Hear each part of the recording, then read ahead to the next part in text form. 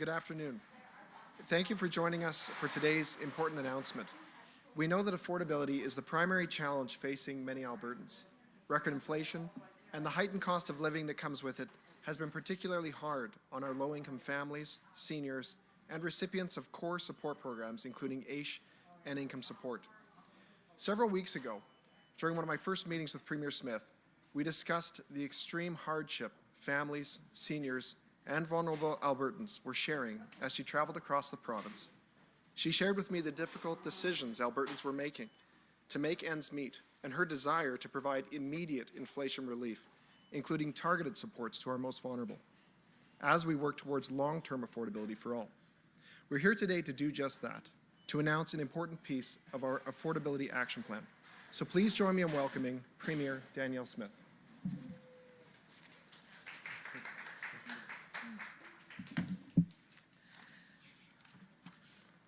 Well, thanks, Minister Jones. Good afternoon, everyone, and thank you for joining us. I have three of my ministers here today who've been leading on the affordability file. You've, of course, just met our Minister of Affordability and Utilities, Matt Jones. We also have our Minister of Children's Services, Mickey Amery, here today, as well as our Minister for Seniors, Community and Social Supports, Jeremy Nixon, and you'll be hearing about from him shortly. I'd like to start by thanking everyone at Goodwill for hosting us today. And I would also like to thank Karen Olivier of Closer to Home Community Services, Karen McDonald of Sage Seniors Association, Joy Bonaire of the Alex, and Leah and Tasha McCrory for joining us today as we unveil new measures to help Albertans cope with dramatic increases in the cost of living. As we all know, our province is facing an affordability crisis, and whether it's the price of fuel, electricity, or groceries, the cost of everything Albertans need to live has soared.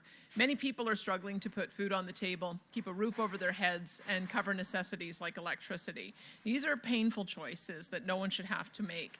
We will try to ensure that they don't have to. While the root causes of the affordability crisis lie outside Alberta's control, our government can and will help Albertans weather the storm. Our focus is on areas where we can take quick, effective action to help Albertans with the rising cost of living. Nowhere is the need for help more urgent than for those on fixed incomes. Albertans like low-income seniors and AISH recipients have limited flexibility to adapt to price increases. And right now, they're being steadily squeezed as inflation continues to eat away at their spending power. They need a cushion to absorb the worst effects of high prices. And I'm happy to announce that as part of our government's Affordability Action Plan, we will provide one. Starting with January payments, AISH income support and Alberta seniors benefit rates will rise by 6%. This increase will extend to other benefits that provide emergency assistance for things like food, clothing, shelter, and transportation. Additionally, starting in February of 2023, the quarterly payments for the Alberta Child and Family Benefit will also increase by 6%. And we won't stop here. Each one of these programs will see rates indexed to inflation so that payouts keep pace with the surging cost of living. Albertans who receive AISH and income support benefits will see the extra money before Christmas. Seniors benefit recipients will get the increase in their first payments about a month later, near the end of January. And low-income families will receive extra money starting in February with their first quarterly Alberta Child and Family Benefit payment for 2023. These are the latest in a series of measures our government has and will continue to introduce in response to the affordability crisis. Direct payments, utility rebates, the cancellation of the fuel tax, and higher funding for food banks will help the hardest-hit Albertans cope with tough times.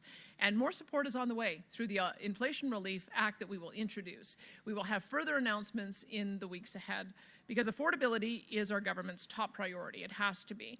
No one can enjoy peace of mind when financial pressure is mounting, and they are desperately trying to make ends meet. This is the kind of crisis that can tear apart families, take a toll on seniors' health, and harm children. Every Albertan deserves better than that. Every Albertan deserves to be free from the stress of wondering how they're going to make rent or how they're going to keep their kids fed. These are difficult circumstances for many people, but Alberta is strong. Our economy has real momentum behind it, and so long as the affordability crisis lasts, our government will be in Albertans' corner, ensuring families and the most vulnerable members of society have what they need to get by. I want everyone who's in a rough spot to know you are not alone. We will get through the worst of the situation together because Albertans take care of each other. Our government is ready with help, and you can count on us to continue to move and move fast as things change. My cabinet colleagues have more information to share about today's announcement, so I'm going to turn things over now to Minister Jeremy Nixon.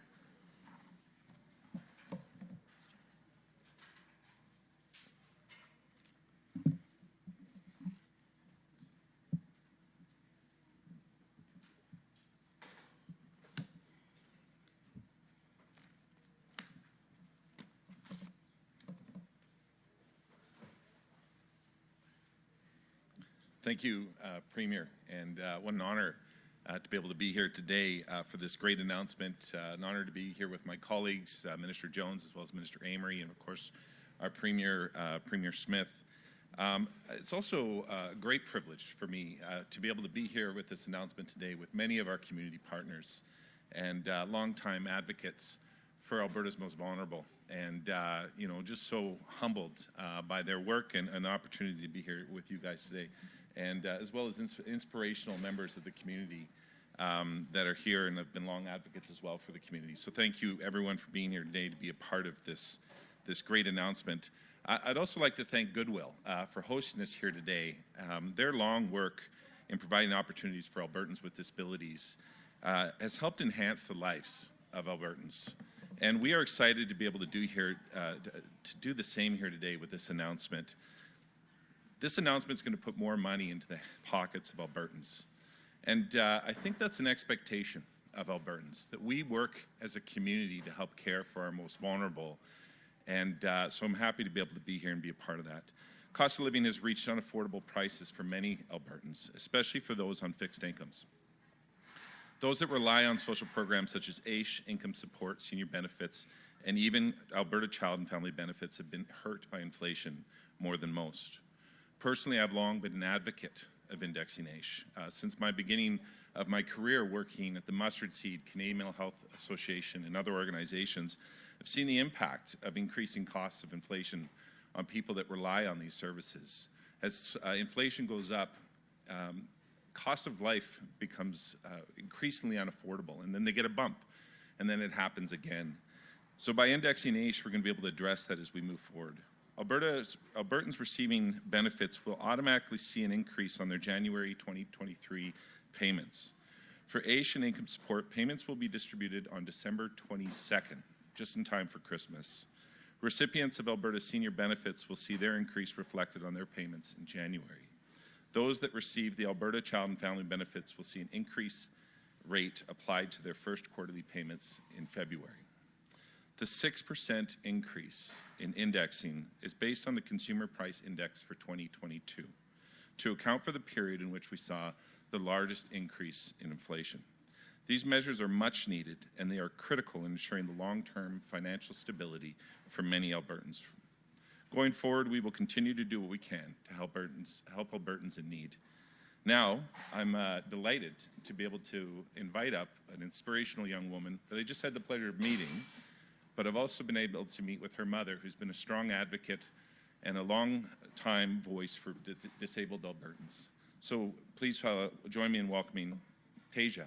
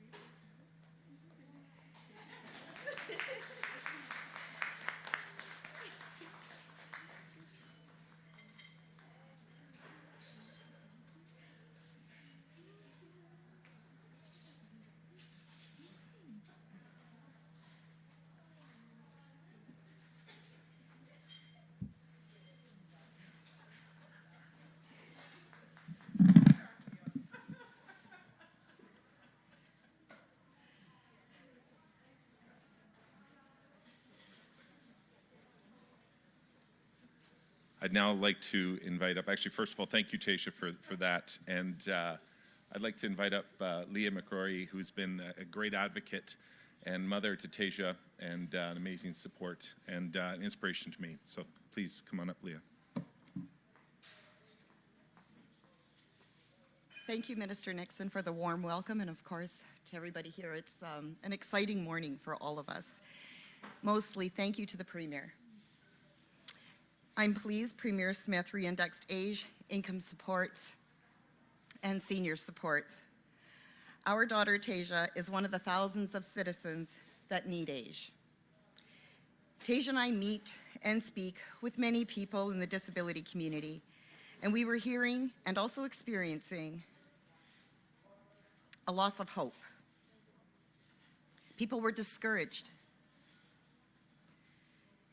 People with disabilities felt when age was de-indexed that life was just going to be more challenging, more difficult, harder to get food on their tables and meet the needs that they really need. But since Premier Smith wrote a mandate letter to index age, Tasia and I are hearing from people with disabilities who say, again, they are feeling hopeful. It makes them feel easier to smile. And some, they were so incredibly hopeful, had happy tears. And that should speak volumes to a lot of us. Because hope is very powerful. Our family is certain we are not alone thanking the Premier for serving up some hope for the disabled community. Thank you for the opportunity to come and say thank you to the Premier, and mostly, thanks, Tasia. Drop it like it's hot. Thank you, and I would like to introduce Joy Bowen-Iyer from the Alex to speak next, please.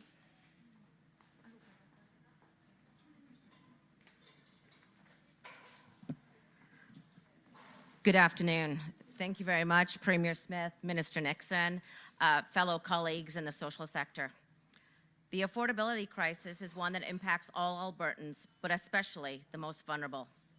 Those receiving Alberta Works and Assured Income for the severely handicapped, AISH, are at higher risk of living in poverty. Many who qualify for these supports have struggled to make ends meet, drastically impacting their quality of life.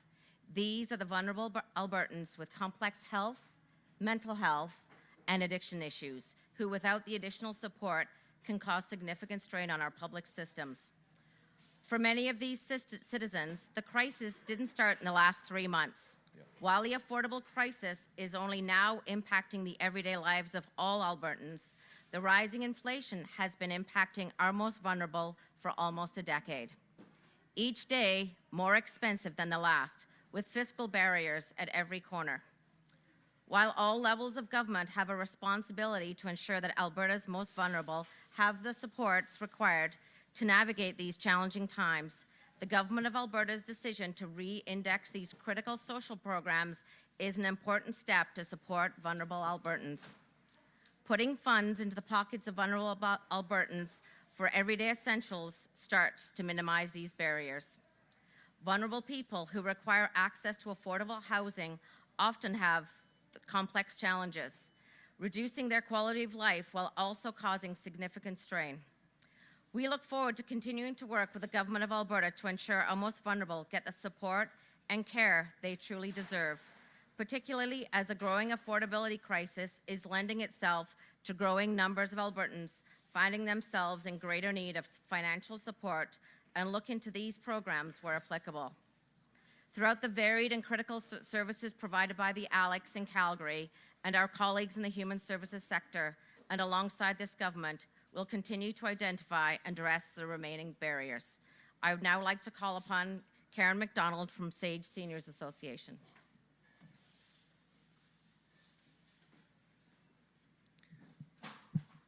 Thank you. Thank you, Premier, Ministers. Tasia, thanks for the inspiration. I need some work on my speech writing here. Public policy has real impact on people's lives.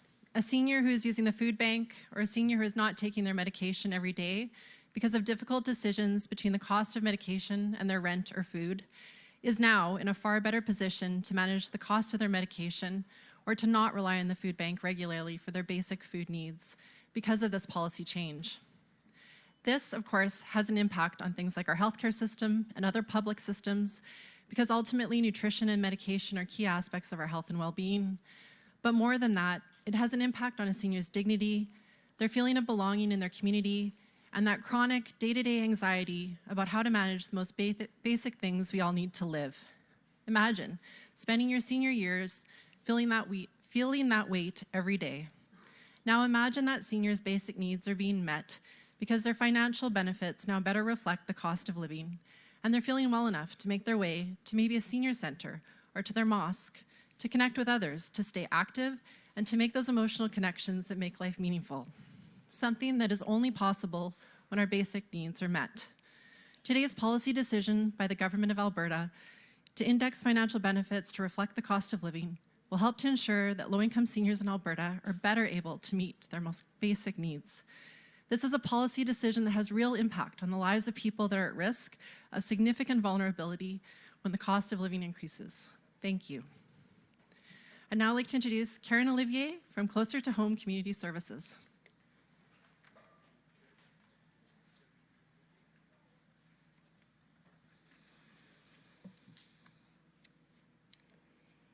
Well, thank you, Premier and Minister Emery, for inviting me today to speak to all of you. My role here is to talk a little bit about the Alberta Child and Family Benefit Increase. And I work in a Calgary agency that supports children and families by delivering community programs and family services to help families break free from cycles of poverty, isolation, and trauma. We focus on building family resilience and capacity, addressing youth mental health needs, family homelessness, and providing affordable housing and in-care programs for children and youth.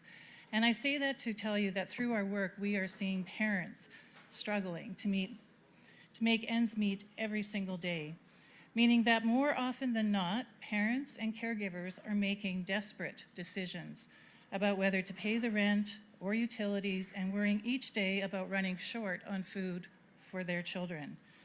It is heartbreaking to see the issues related to poverty become all-consuming for families. They are truly in survival mode. Alberta's most vulnerable families cannot make their dollars stretch any further, and as the cost of living continues to rise, it is essential that the Alberta government steps in to support the families who need it most. And that's what they've done. The 6% increase to Alberta Children and the Family Benefit is happening at a critical time and will very much benefit those who need it most. This increase will provide vulnerable families across Alberta with additional financial support so that hopefully they do not have to choose between food and heat, and it can provide their children with a better quality of life, support their overall well-being, and give them equal opportunities. But the work and the changes that are needed do not stop here. Closer to Home, along with agencies province-wide that serve and support children and youth and families every day in Alberta, and working closely with the government ministries, are committed to advocating and ensuring that all families are provided with the resources and supports they need to thrive and achieve their full potential. Thank you.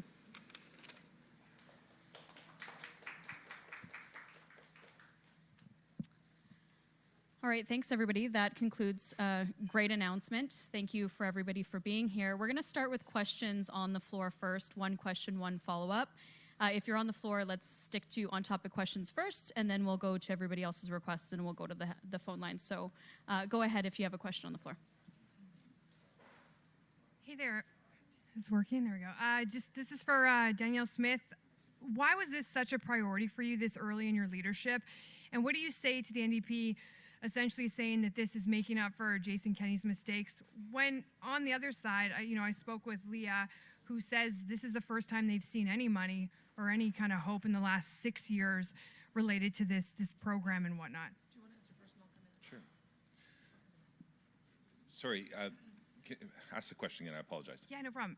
Why was this, it's for Smith, but why was this a top priority, this early in the leadership?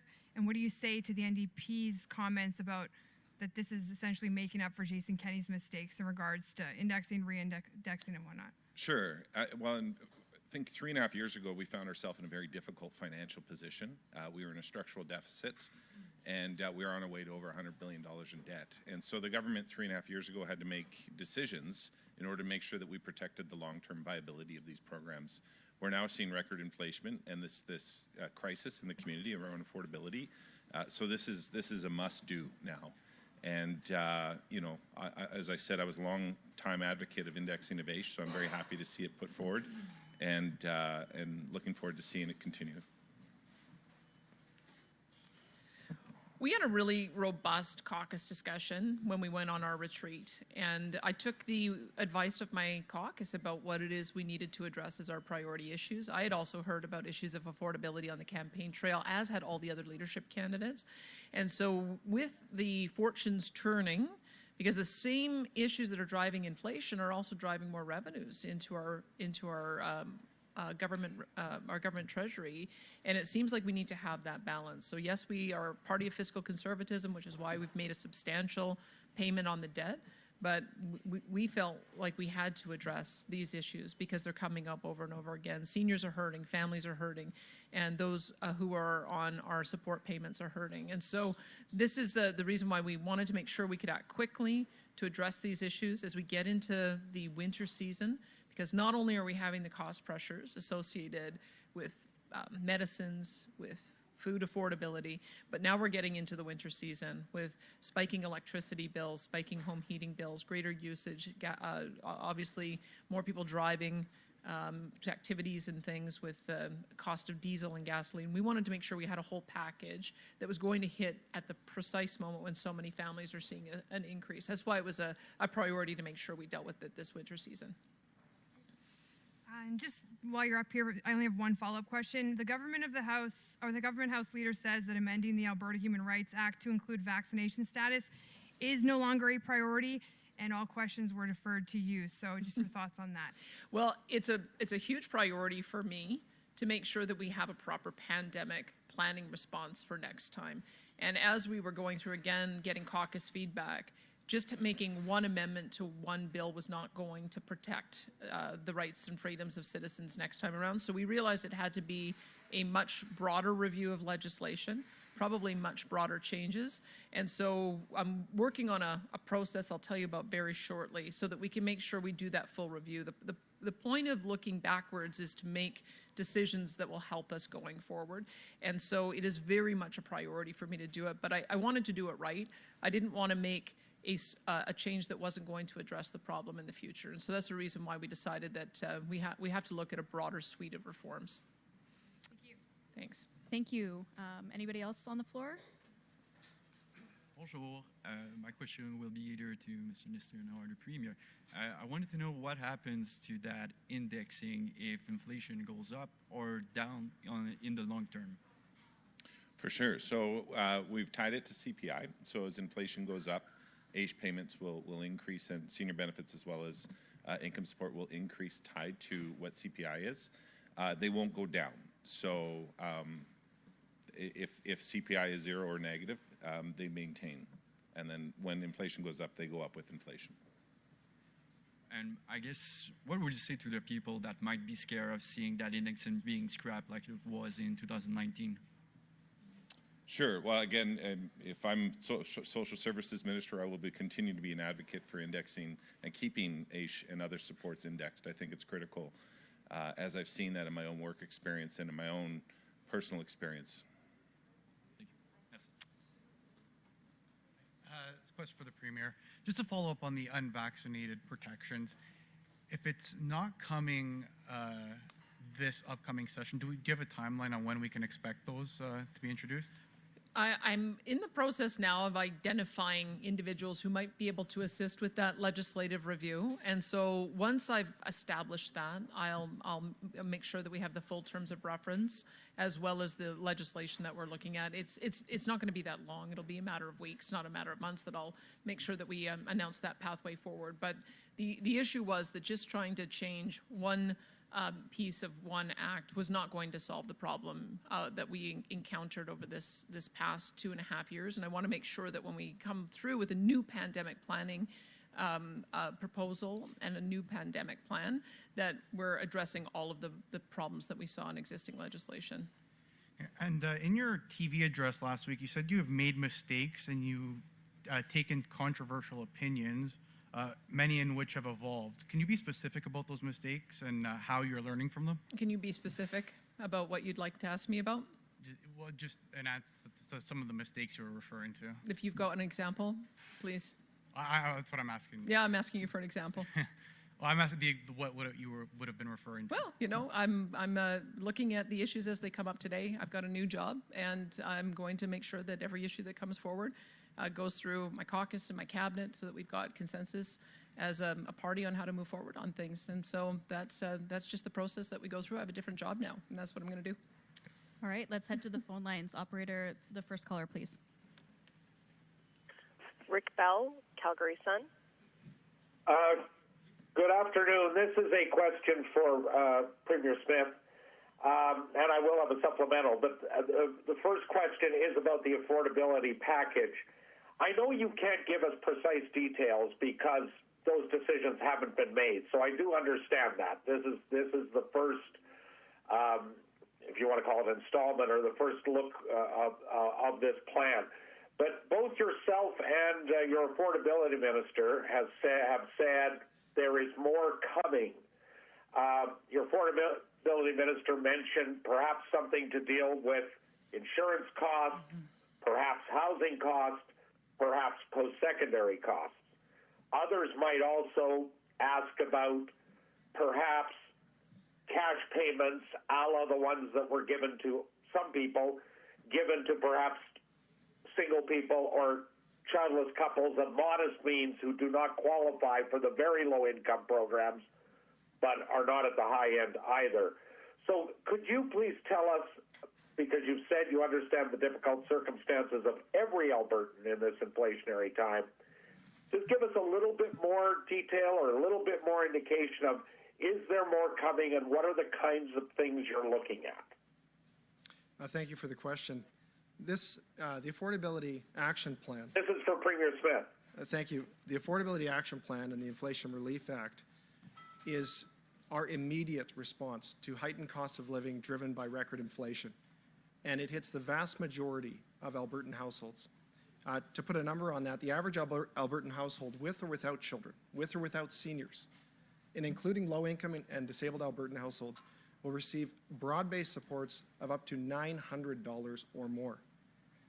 And then in addition to that, as the cost of living and inflation crisis has persisted, we are going to target additional supports to those who need it the most. Families with children, more mouths to feed, seniors on fixed incomes, and vulnerable Albertans with lower incomes and also on fixed incomes. But our work on affordability will not stop there. We are looking across government to find ways to make life more affordable for Albertans now and into the future. And yes, we are looking across the board. That's post-secondary, that's housing, that's insurance. It's everything, because we know that Albertans need help now and into the future. Thank you. And just to follow up on what the minister said, I mean, part of the reason why I asked Matt Jones to be the Minister of Affordability and Utilities is to give him a very broad reach to go across different ministries to identify problems so that he can resolve them. So very soon you're going to see more on electricity. We all know we've got big problems with the cost of distribution and transmission. He has also identified for me that we need to look at issues of increases in auto and property insurance. We also know housing affordability is going to be a big problem, especially as interest rates rise. So he's flagged that for me as an issue to look into. We've also looked at how we might be able to change or improve the child care proposal so that it includes more private daycares. That's one of the things that was missing, so that it includes more families able to get that support. So I must tell you, like, this minister is coming up with new ideas every day. Obviously, the issue around post-secondary and how we might be able to do some kind of relief on student loans, we have to figure out how we would structure that. So we're open to hearing any suggestion from Albertans about ways that we can address those pressure points. Those are just a handful of the ones that we are looking at. And if Albertans come up with other areas that they think that we've missed or that we need to provide more targeted support, we're absolutely open to doing that. We wanted to make sure that we had something that we could put into place this fall session so people could start receiving support right away. And that's, as Minister Jones has said, this is sort of the first step. As well, those who aren't getting direct payments are still going to benefit from about $900 worth of relief on the gas price guarantee, as well as the electricity rebates, as well as the suspension of the gasoline and diesel taxes. So we're hoping that provides enough support, but if it doesn't, we're prepared to look at it again for more. So I just want to, the last couple of sentences you spoke, if you, just so I'm clear on it, I want to be absolutely clear, because one of the things I asked about was possible cash payments. I don't know if it has to be $600. I don't know if the threshold has to be $180,000 if a person is single or if they have no children. It may not be that amount. But are you definitely, you haven't made a decision, but are you definitely ruling out that as one of the possible areas to look at? And this question is again for the Premier. Are you open to at least looking at that, or is that door closed? I'm not ruling it out, but I do also want to make sure that we're addressing a vital need.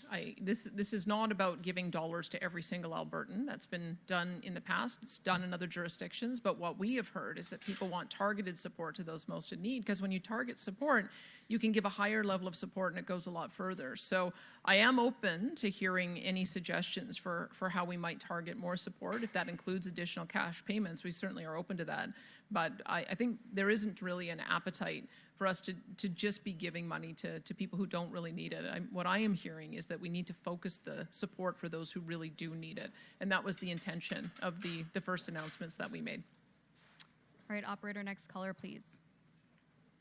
Karen Levitt, Toronto Star. Hi, this question's for the Premier. Thanks for taking this one. You are probably aware that there are going to be some of your supporters who see this as a climb down when it comes to the Human Rights Act reforms that you've spoken about.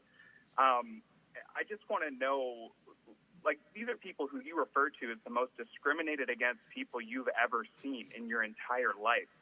Why not bring that change in right away to address some of that discrimination that you colorfully explained was so dire, and then perhaps do some bigger sweep later on down the road? I just want to know what your explanation would be if you were sitting across the table from one of these unvaccinated people right now.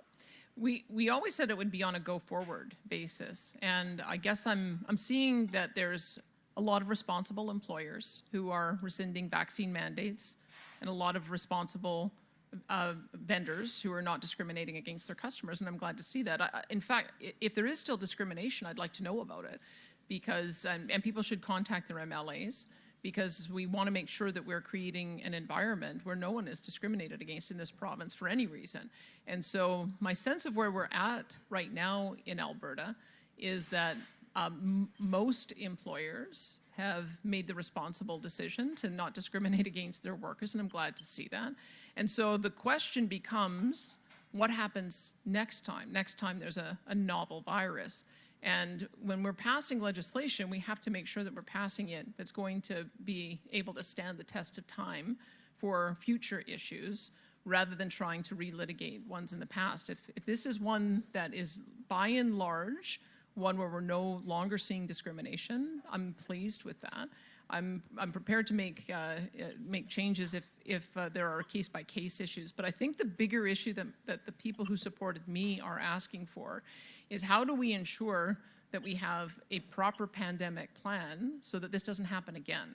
And if just making this one change to this one piece of legislation isn't going to be adequate, that's what I determine. We're going to have to make probably substantive changes to a number of pieces of legislation. And so I didn't want to do this, as I got deeper into the discussion with my caucus, didn't want to do this as a bit of a slapdash measure. I want to make sure that we're solving this problem for the future. So there'll be more to come, and I think my supporters will understand why it is that I've made these decisions once they see the approach that we're taking. In addition, I would say my supporters wanted to see us change the leadership in the Chief Medical Officer of Health. I did. They wanted me to make sure that we were addressing the foundational problem for why it is that we were proposed these restrictions in the first place, which was the management at Alberta Health Services, which was incapable of dealing with surge capacity. And I have asked the board to step aside and put in place an official administrator, and we are actively working on that file. So I think people understand that there's a lot of different ways that we have to address some of the things that went wrong over the last 2.5 years. And what I proposed was not going to be sufficient, so I need to do something more fulsome. Karen, do you have a follow-up? I do. Thank you for that. This question is for Minister Nixon. You said today that you were always in favor of indexing AISH, and I think that's the first I've heard you say that in public anyway. And I just want to get your side of what happened over the last 3 years, where we saw in 2019 that this was de-indexed and that it was consistently, it remains so. What were you saying in caucus at that time? Where was your opposition to that move? So I supported the government in 2019 in regards to its efforts to get our financial house in order. As I said, we were in a structural deficit. We were running upwards to $100 billion in debt, and we were putting at risk the long-term viability of not only our AISH program, but numerous programs and the sustainability of this province going forward. So the conversation I had at that time was with the finance minister, and the understanding that when we got back in balance, when we got back to a good financial position, we would look at unpausing AISH indexing and other benefits. All right, operator, can you please put the last caller through? Michelle Bellefontaine, CBC. Hi. Thanks for taking my question. This is a question for Premier Smith. You just talked about, when you were asked about taking a pause or looking ahead to the next pandemic for the human rights legislation in terms of the people who are not vaccinated and preventing them from being discriminated. You said that you might look at it on a case-by-case basis. You said that just now. So what do you mean by that? What could you do on a case-by-case basis if somebody said to you, yeah, I'm being discriminated against by my employer because I'm not vaccinated? Well, I'm calling people who when I hear these instances. There was an instance where, for instance, the Arctic Winter Games wanted $1.2 million from us to support their effort, and they were discriminating against the athletes, telling them they had to be vaccinated. So we asked them if they would reconsider their vaccination policy in the light of new evidence, and they did, and I was pleased to see that. There is a film set that I have heard is discriminating against his hairdressers, and so I've asked my minister to give them a phone call. Those are the kind of things that we'll do. We just want to remind people that in this province, we do not discriminate against people for any reason, and that now that we know a lot more about this virus, that we would like them to address their policies and bring them up to speed with what the environment is here that we are trying to create, which is a welcoming environment that will accept people from all backgrounds in all occupations, and we don't want to have any discrimination for any cause. So I'm quite prepared to make those phone calls and have my ministers make those phone calls if there's other examples. Michelle. So you're saying that the government will withhold funding to organizations that want to uphold their own vaccine mandates. So what if it's a business that doesn't receive any government funding? What will you do then? I'll still call them and ask them if they would reconsider their policy, because I know that in the past, when vaccine mandates were coming in, politicians made proactive effort to call them to ask them to bring in vaccine mandates. So I think if I've taken a different turn because I've got a different mandate, then I'm going to be asking employers not to discriminate against their workers and not to discriminate against their customers. I think people expect from me to uphold the charter rights and freedoms of our citizens. It's part of the reason I think I got elected. And so if I can achieve the outcome that I'm looking for a different way, then I'm more than happy to do that. We do not want discrimination in our province. I don't know if I could be more clear than that. And this is one of those areas where I'm very pleased that most employers don't discriminate any longer against their employees or their customers. And I would like to make sure that in very short order, we end up with a situation where no one is discriminated against. That's something that we should all be wanting, and it's something that we've all been fighting for in this province ever since the first Human Rights Act came in, ever since the Charter of Rights and Freedoms came in. It means something. And in this province, we're not going to discriminate. Thanks, everybody. That concludes our presentation.